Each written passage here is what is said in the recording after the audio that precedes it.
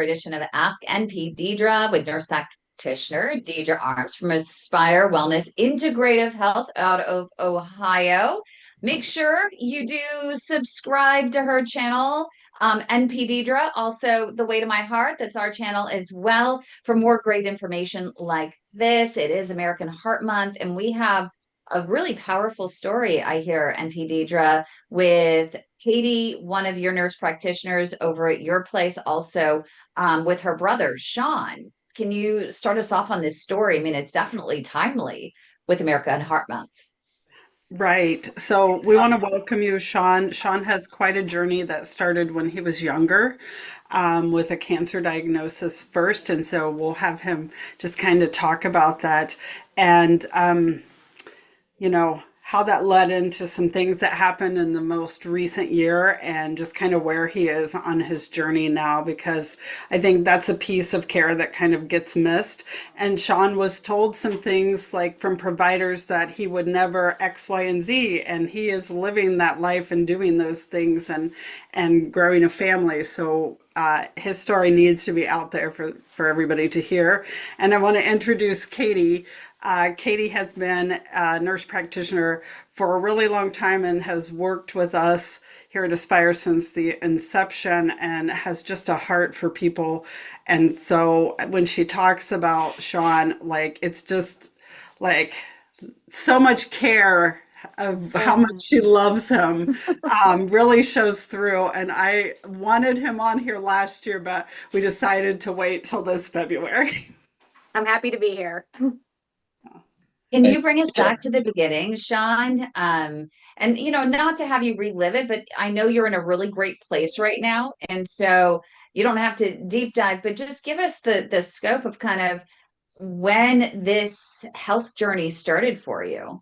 Yeah, sure. Thank you. So let's go back to early 2008. January, February, started to have some issues. Was a very active guy. Played sports in college. Was in great shape at that time. I was 24 years old, just about to turn 24, and had some issues kind of in my side. I attributed them to probably just basketball, kind of getting boxed out and kidney shots and stuff, and not a big deal, still playing through it. And Katie had noticed, like, hey, she had me laid, I remember, down on the ground. I can remember like it was yesterday, and kind of raised my legs in the air, and she kind of stepped like right on my spleen. I had a major issue going on there where my spleen, it ended up being, Katie might remember more than I do. I think it was about 3 times normal, what its normal size should be. There was also some issues with my nails. I had wisdom teeth extracted at that time, and the dentist noticed, like, hey, you have 4 dry sockets. These things aren't healing. And so I went in for a blood draw. It was actually a blood draw, just mandatory by my employer, and noticed that my blood counts have really bottomed out. So went over to the James Cancer Hospital. This was early February of 2008. And it was on a Friday. I'll never forget. It was Friday morning. At team meeting, told my staff, like, hey, I'll be back, later. I didn't come back. And, the results, actually preliminary results at the James Cancer Hospital, the doctor came in and said, hey, someone in your health, how you're carrying yourself and your demeanor, it doesn't seem like anything very serious. We just think you might need some meds or anemic or some liquids. Lo and behold, about 72 hours later, cancer doctor came in and said, hey, we're running the slides still. It looks like that you have acute myeloid leukemia. And so within about a 72-hour period, my life got flipped upside down. So was in the hospital. Blood cancer's not really outpatient, inpatient. So on and off for close to 12, 13 months at the James Cancer Hospital. Katie is a match for me. So I received a bone marrow transplant from her.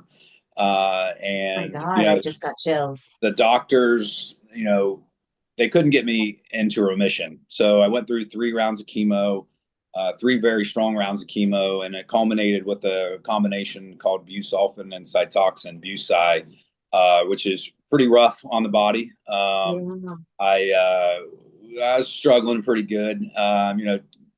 thank God, I had positive support from the family and friends and kept me going.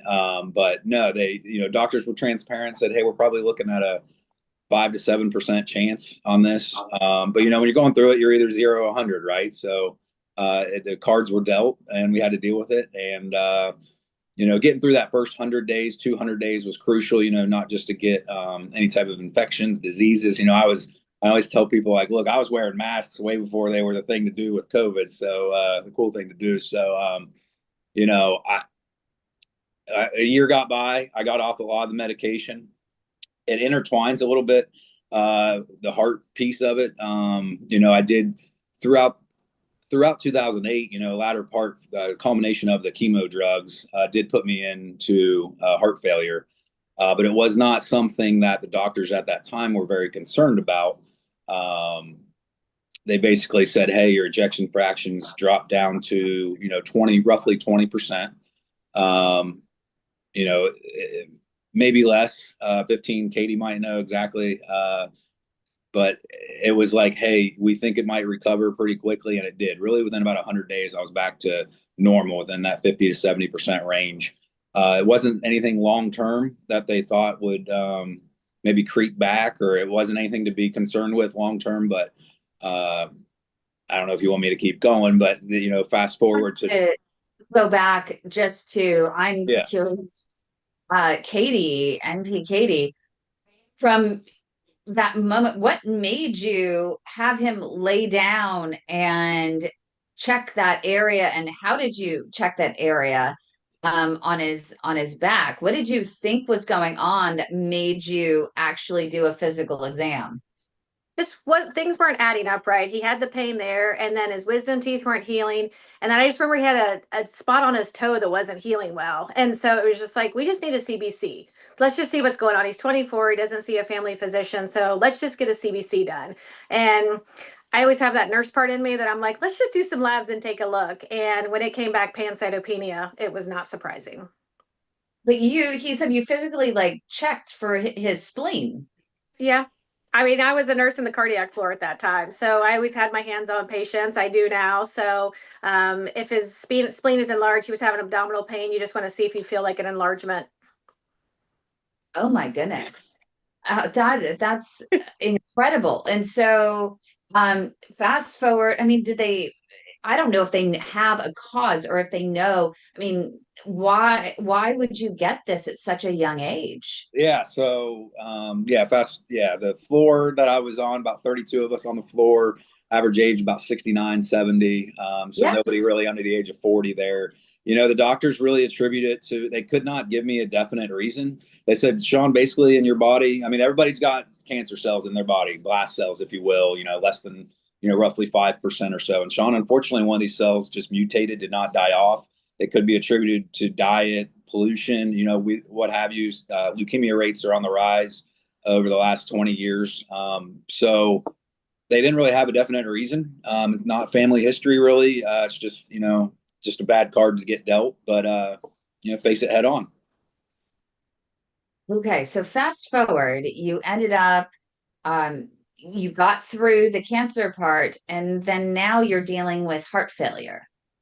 Yeah, so I did have a stint with heart failure again in 2008, then latter part of 2008, as a culmination of the chemo drugs. Not, again, they weren't crazy concerned with it, but my ejection fraction dropped significantly, and then so fast track to last year, mid July, and starting to have some abdominal issues, some pain, some fatigue, and went into the hospital to get checked out. And lo and behold, my ejection fraction was bottomed back out to 15 to 20%. No rhyme or reason. We really aren't 100% sure what is the reasoning, but so that's where I currently am. And they said they can't really be sure if it's, hey, you already bottomed out once back from the cancer and from the chemotherapy, 17 plus years ago. But it could be an indicating factor. So what is the EJF now? I'm sorry. It's right now I'm still So I've been trying to get it back up, obviously through medicine, but I'm still about 20 to 25%. Okay, that's what I thought you said. That is pretty low. How is that affecting your quality of life? I don't know if I'm an anomaly or what. I've changed my diet. Katie's on me a lot about that. Low sodium, really no processed foods, anything like that. And so, hit up Orange Theory's been very good for me. Exercise, back in there. And, they have the heart rate, you're wearing the monitor, it's right on a screen in front of you. So, go to that 3 or 4 times a week. And, with proper sleep, I live a pretty normal life, and the doctors really don't understand it. I'm still working, 40 to 50 hours. Yeah, that's what I was going to say. Most people I know with an EJF of Yeah. that low, you would be fatigued all the time, and you seem Yeah. like your eyes are wide open. There's no bags. Yeah. Well, I got to have a son here coming in about 4 weeks. So, Oh, congratulations. thank you so Oh my much. goodness. Thank you. So, yeah, quality of life. It's crazy when I share the story, but I live a very, you wouldn't know. None of my peers know. None of my friends really. I'm open. I share it, but I'm lucky and fortunate that I feel relatively normal. I can Wow. remember when this most recent thing, getting a call from Katie, and Katie, want you to share like what that feels like to be the family member to get this news.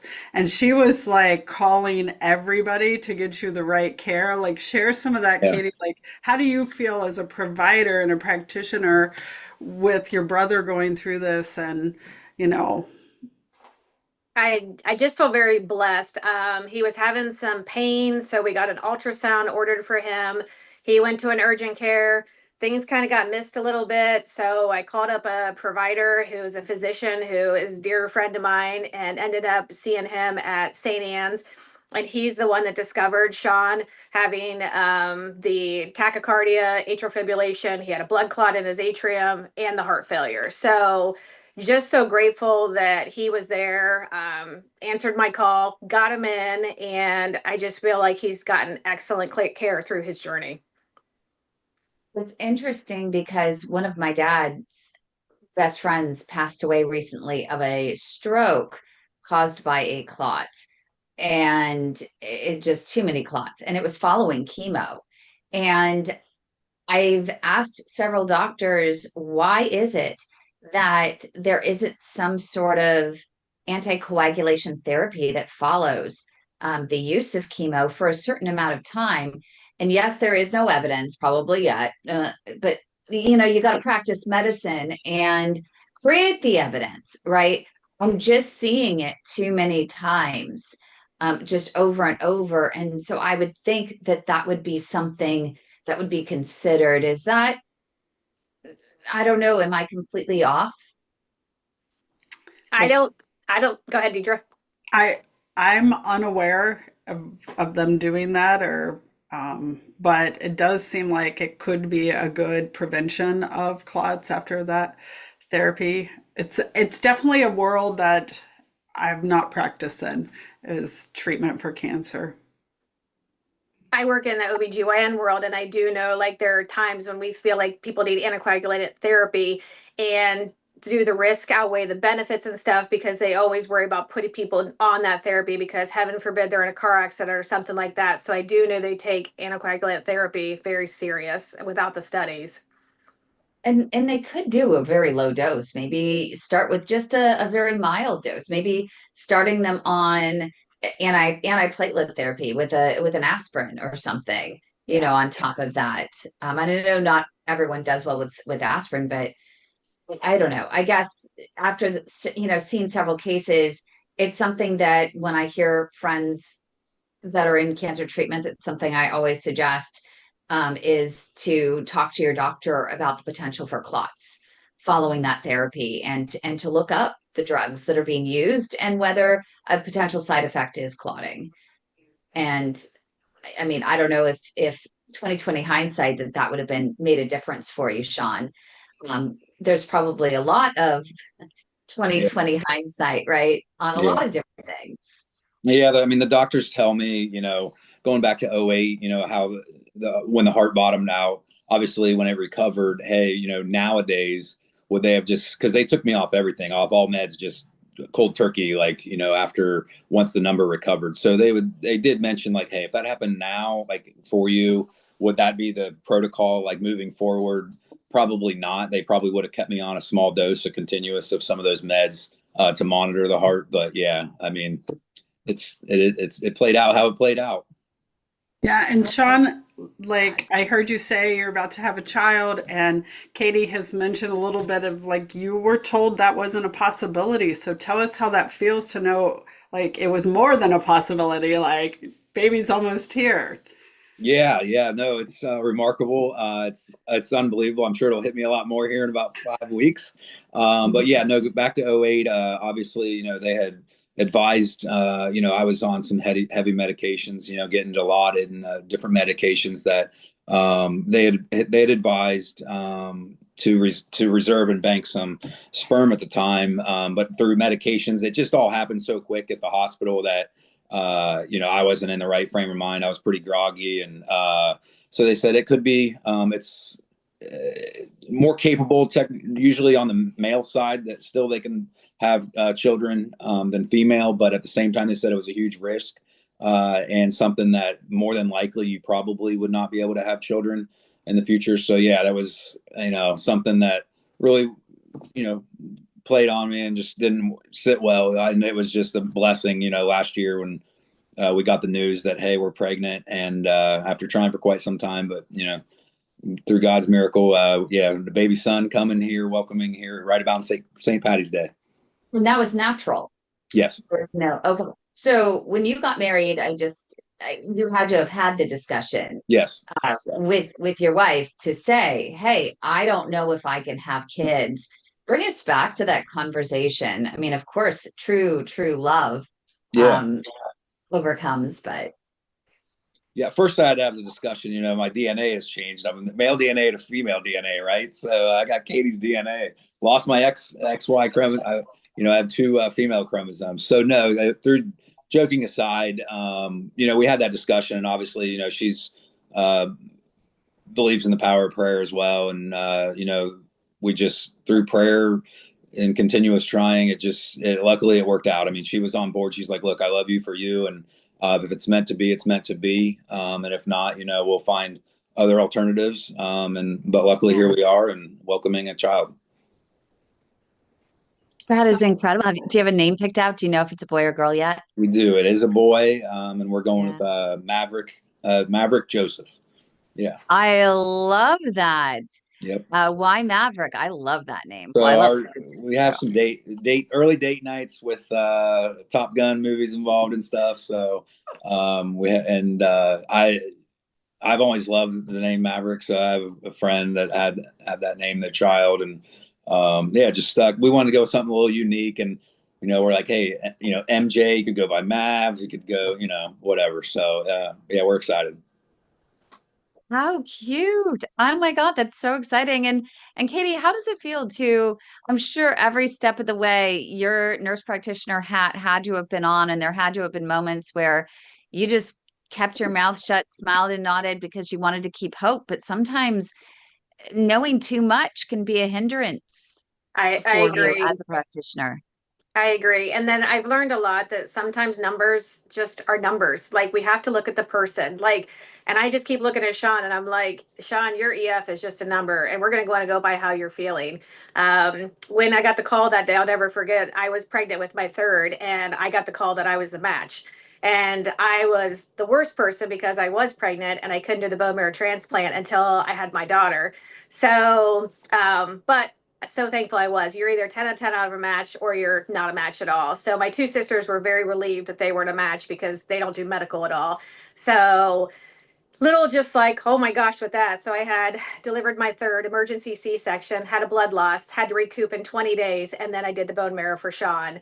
So I was recuperating from the bone marrow transplant and the C-section. So that was a little rough, but so thankful. I mean, I do it all again for him with the 5% chance. I mean, he's a miracle and he's here. And I'm just so blessed to be a part of his journey. And then again, with the heart failure, something wasn't right. And he got excellent care. And he's still here, and I'm just so excited to meet Maverick here in a month. So it's just a blessing to be a nurse practitioner, to catch some things with him, but just being his sister through this journey has been amazing.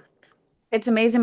My uncle, my dad's brother, ended up with a form of leukemia, and they said, "Hey, same thing, need bone marrow." My dad was ready to fly out, and my uncle just said, "I don't want to put someone else through that," and literally just stopped talking to everyone and just passed, and just didn't want to put my dad through it and the risks. And my dad was like, "I would have done anything."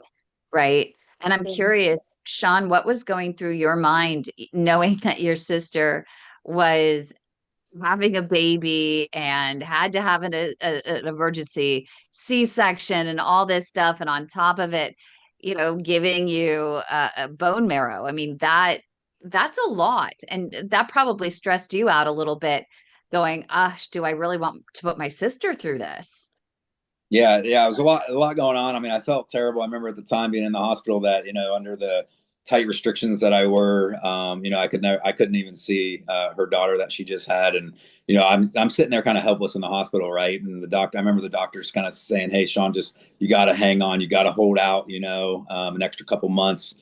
And so it was a guessing game. I mean, we really didn't know. I mean, I was kind of going downhill a little bit. Like I said, through the, chemotherapy, I never got into full remission, excuse me. So I went into the transplant with Katie's cells still in really having quite a bit of cancer in me, which is not an ideal situation. So they were really worried about, graft versus host. How was her cells going to come in? My cells try to fight off. It was a smooth process fairly for me. I was eating Adriatico's pizza when I received my transplant. So I remember Katie had it a lot worse, being a little bit bigger of a guy that I am. She got a lot of those bone marrow aspirates. I think she can correct me if I'm wrong, but I believe it was north of 60. Correct. So that's, she went through hell for me. And I can literally say I owe her my life for it.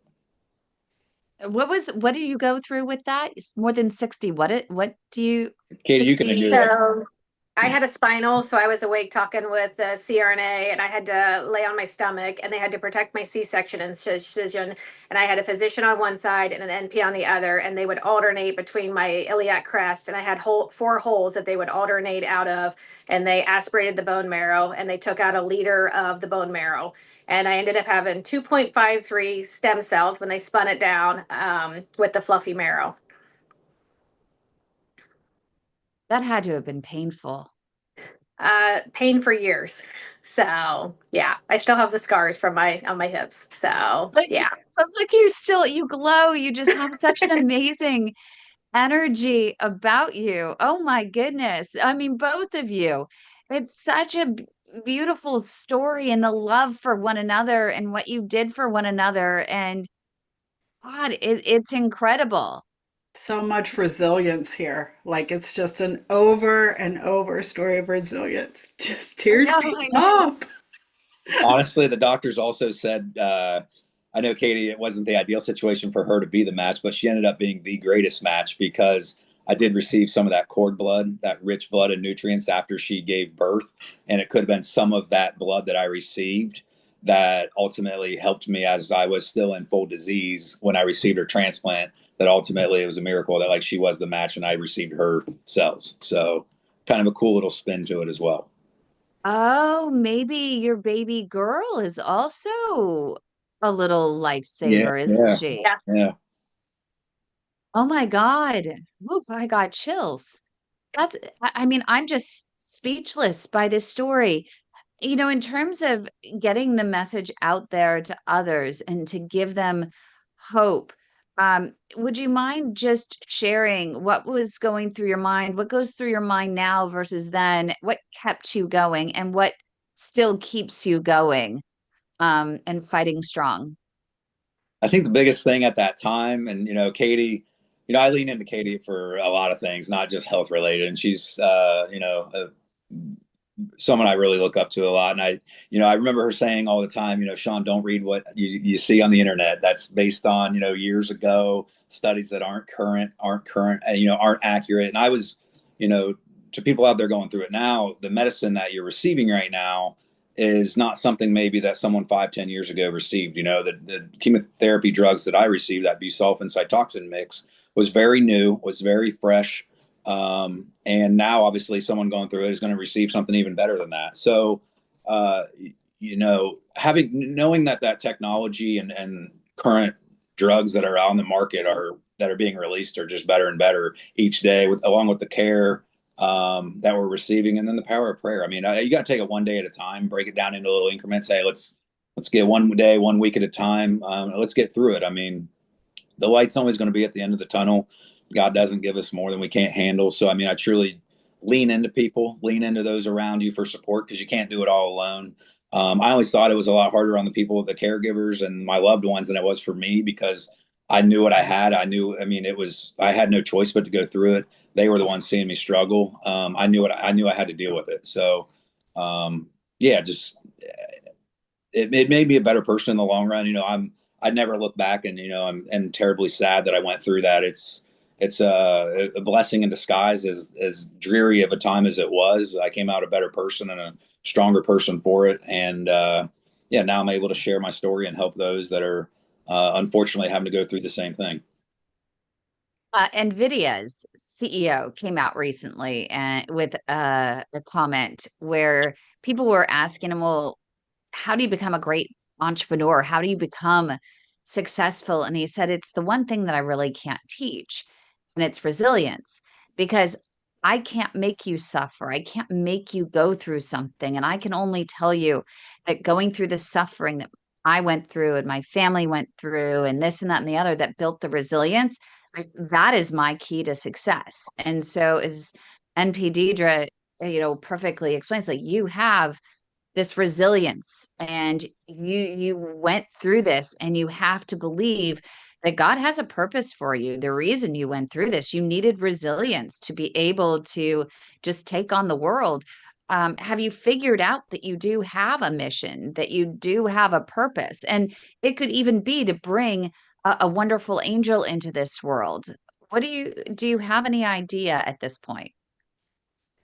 Yeah, I mean, I almost left, I'm in the financial sector, and I almost, going through everything I went through, people were saying, hey, you got a little bit of background now in the medical field. It feels like, when you got blood cancer, you're so immersed in it, and you're at the hospital for well over a year. Got to know a lot of people. And then, almost went into like a motivational type speaking thing, but ended up back in the banking industry. Love what I do. I help people, secure financing, first time home buyers, things like that. That's a passion of mine. So getting people the American dream. So in terms of on the side, family, yeah, I mean, it's always been wanted to bring in a family, and a large family. We grew up with 4 kids in the household, and I love, running around Christmas time and all that, and looking to do the same. So some of that purpose that you talk about, I'm still figuring out. I'm 18 years past that cancer diagnosis, but life's a long journey, and I'm hoping to figure out a lot more as we go. I'm One thing that interested, sorry, to know, Sean, what will you tell Maverick about family? What lesson will you teach him about family? It's a deep question right there. I love it. Yeah, I mean, it's cliche to say, family is everything, but it truly is. When you're going through tough times, and when, it's hard to see the light on the other side, who's your backbone? And it's those that you can fall back on and rely on. And it's your mother, father, sisters, siblings. I mean, it's just family is everything. It's what we got. It's the love and support of those that make you what you are. So, he's going to have a strong background when it comes to, knowing like, hey, hopefully we have a couple kids following him as well, and he's going to be a leader of the pack for his younger siblings. But no, we're going to be a tight knit unit, and I told my wife, we're going to be a power couple, and that's a lot of working out, is to try to get a little fitter and moving forward. But yeah, we're excited, and he's lucky to have the aunts that he has, including Katie, and a good grandmother and my mother. So it'll be a close knit unit. Were there any moments where you felt alone despite having everyone there, that you didn't want to be a burden, that you couldn't really share a lot of the things that you were experiencing because you didn't want them to feel bad? You didn't, it's sometimes it can feel like even a greater burden when other people, you don't want them to feel sorry for you. And so you kind of isolate yourself a little bit. Did you have those moments, or were you pretty open with everyone, like, this freaking sucks? Like, That's, that a lot of people don't think about what you just brought up. That's a great point. And it hit me the very first night I got diagnosed. I was supposed to go out with 4 or 5 friends out in Columbus, Ohio. And, all of a sudden now I'm in the hospital thinking maybe I got diagnosed. It was right before I got diagnosed, excuse me, that Friday. And they came up and I had to tell, my friends, like, look, they think I'm in here, possible cancer diagnosis, and they didn't know how to take it. And I was always the kind of guy that got our friends together and, bring everyone, like, hey, we're all going out, and call everybody. And they didn't know how to take it. And the biggest thing I remember is that first night, it's like they didn't know how to treat me. They didn't know how to act towards me, kind of, and it hit me a little bit. So to answer your question, I kind of did get a little bit like, hey, I don't want people to know exactly what I'm going through. Kind of put up a tough, shield if I can, and fight a little bit more and look tougher than it may be. But no, there was plenty of days in the hospital that, I wanted to give up. It at times got real tough. And but through people like Katie, my mother, it's, hey, one day at a time. This is just a bump. Get through it. My friends, I was lucky. My mother stayed almost every single night, on a cot right there beside me, or whether it was a girlfriend that I had at the time, or some family friends, coming through. I was to lean on them. My sisters stayed in chairs, like folding chairs beside me, and I was sleeping with their head, just sitting like this. So it was, it was incredible. Looking back, I always tell people, like, I don't know how I did it. I don't know how people go into it now and you did it, but you when you're going through it, it's a blur, and you got to fight it. And here I am. how do you talk to, as being the patient, how do you talk to family and friends about, reacting towards you? Because you want to be real with them, but you also Right. don't want to um be the Debbie Downer, right? And you don't want to have to also put on for them. Um, how do you manage those conversations, or did you have to have any of them, or just kind of let the pieces fall where they may? Yeah, I mean, there was plenty of times I needed to lean on them for some help. Not just physically, but mentally, emotionally. I needed to just talk things through. I became very open with my struggles and how I was feeling. It wasn't all transparent from how I was. I didn't really lose a lot of weight. I was still eating through, uh, the diagnosis, which I couldn't taste anything. It tasted like brushed nickel, and I didn't have any appetite. But my family was forcing yogurt or protein shakes down my throat. So For them. it was so I still had some strength, like, well, a lot more strength maybe than most. But no, it was taking a toll, just because I wanted to be the old me. I wanted to be what I normally was accustomed to being, and then the thoughts creep in, like, is this my new life? Is this what I have to look forward to for the rest of my life? So at some point it just clicked, like, no, this is temporary, like, bear down, get through it. And I almost had to tell myself, Sean, stop feeling sorry for yourself. Like, there was moments there I was just like, woe is me. Like, and I just had to, I journaled a lot. But I also leaned into people, the loved ones around me, to, give me words of encouragement, and just hear just them listening to me was enough. A lot of times they didn't even have to say anything. Just letting me voice out what I was going through was enough. It sounds like, Sean, mindset was a thing for you too. I know in my journey, like, our mind can trap us in the bed, or it can get us to the top of the mountain. Yep. And it sounds like you had that mindset. So did you envision yourself well when you were so ill and in the hospital all those days? Like, was that something that you could see, that version of yourself being well? And and getting back to you. That's so true, Deidre. I mean, positivity alone, having an optimistic outlook and mind over matter is a real thing. I believe that.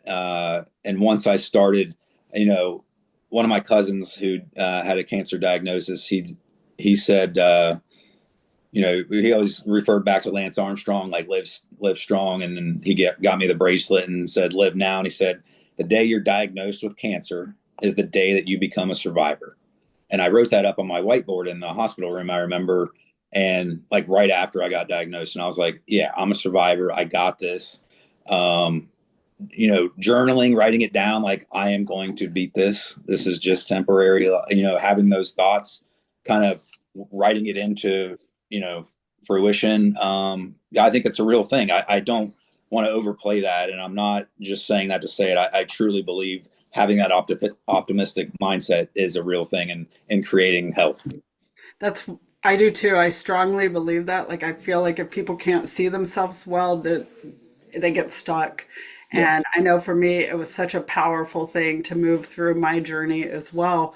And so it's good to hear other survivors of whatever talking about that, because your mindset could either leave you stuck in a bed and not being able to do anything, or it can be what brings you out of it. And so encouraging.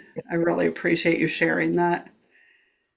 Thank you so much to you for sharing your story. I just wish you the best. So excited. Hopefully you'll share a picture of Maverick when you have Maverick. I'm Would so love excited to. for you. Thank And you. hopefully you'll have your full flight squad like you want, your big family.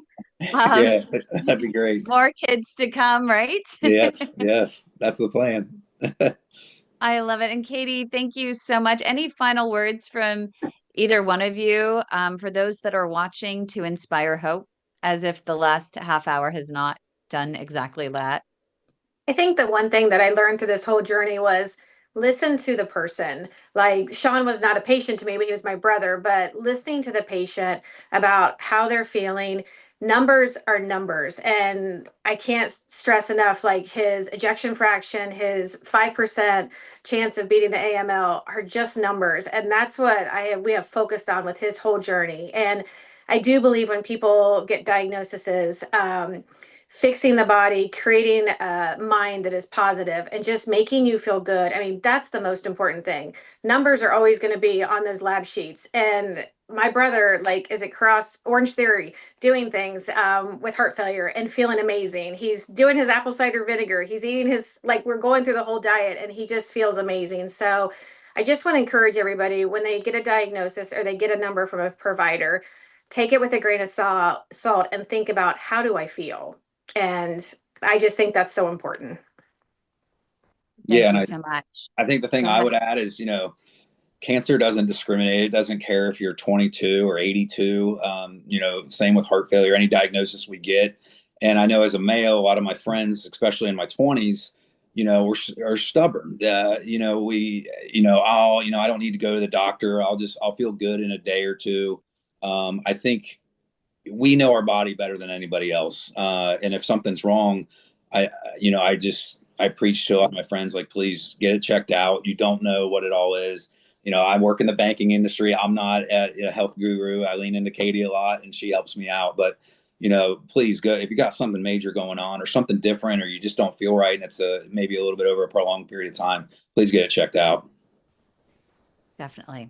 Thank you so much. Thank you everyone for watching, tuning in. Make sure you like this video, show some love for Sean and Katie, and help inspire hope for others. If you like the video, you subscribe to our channel, it'll help YouTube to actually improve our algorithm and get the word out there so other people can watch this story and hopefully find hope as well. Thanks so much, everyone, for joining us. Really appreciate you. And next week, I think we're going to hear a little bit more. I know we've heard Deidre, Nurse Practitioner Deidre's story, but we're going to get an update on her journey. That's next week right here. So make sure you hit the notification